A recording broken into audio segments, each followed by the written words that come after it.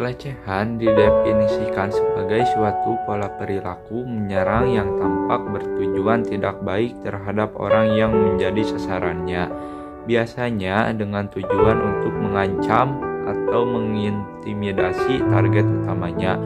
Tujuan tindakan ini adalah untuk membuat target menjadi tidak nyaman, merendahkan, menakut-nakuti, atau bahkan membuat mereka kecil hati.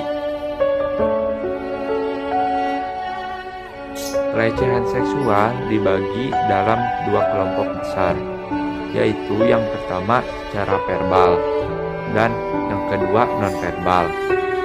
Pelecehan verbal seringkali terjadi dalam bentuk terselubung, bahkan dalam konteks yang terkesan bercanda.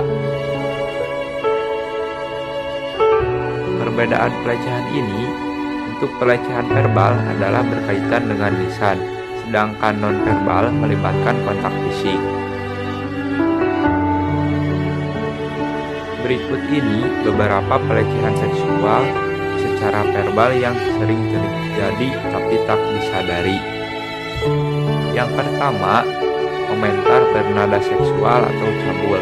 Di media sosial kita sering sekali membaca komentar bernada cabul yang mengomentari bentuk atau ukuran tubuh seseorang. Komentar ini juga termasuk komentar lelucon atau bercandaan yang mengarah kepada hal seksual. Yang kedua, kerlingan yang dilakukan berulang-ulang. Ini termasuk pelecehan dengan menggunakan bahasa atau gerakan tubuh yang bernada seksual.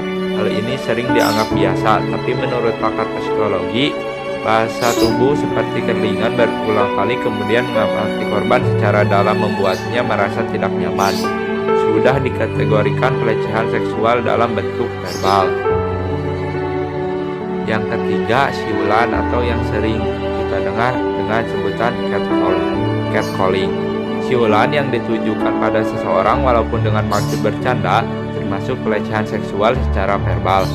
Apalagi kalau korban merasa tidak nyaman dan terancam dengan tindakan tersebut. Yang keempat, menjilat bibir dengan gerakan tubuh berkonotasi seksual. Orang yang menjilat bibir sambil melihat ke korban dengan tatapan dalam dan melecehkan bisa dimasukkan ke dalam kategori pelecehan seksual.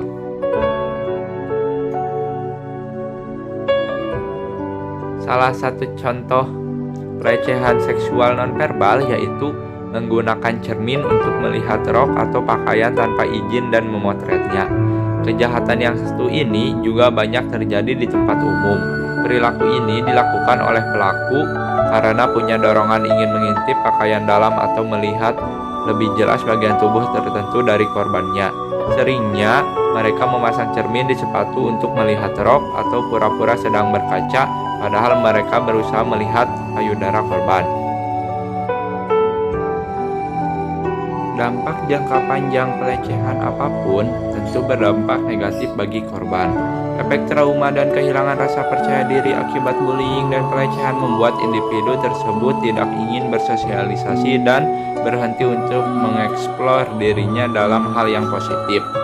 Efek trauma seperti malu, takut, sedih, dan marah, serta tidak percaya diri mengelilingi mereka selama hidupnya.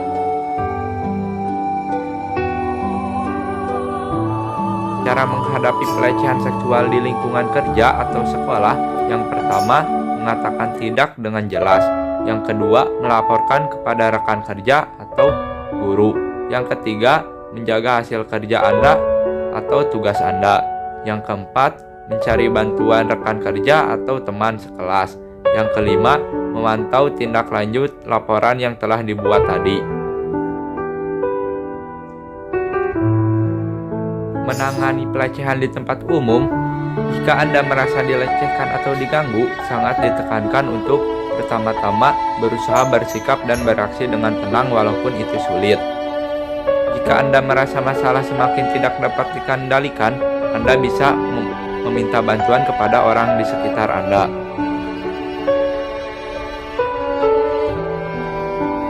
Berikut ini beberapa tips terhindar dari pelecehan seksual.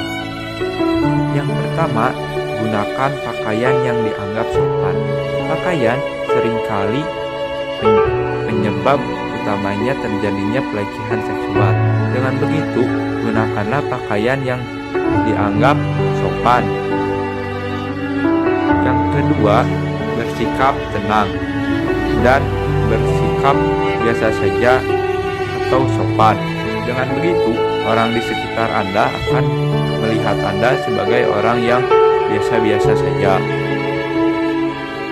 Yang ketiga, gunakan ransel atau tas lainnya sebagai penyekat antar Anda dengan orang lain. Selanjutnya, tutup telingamu.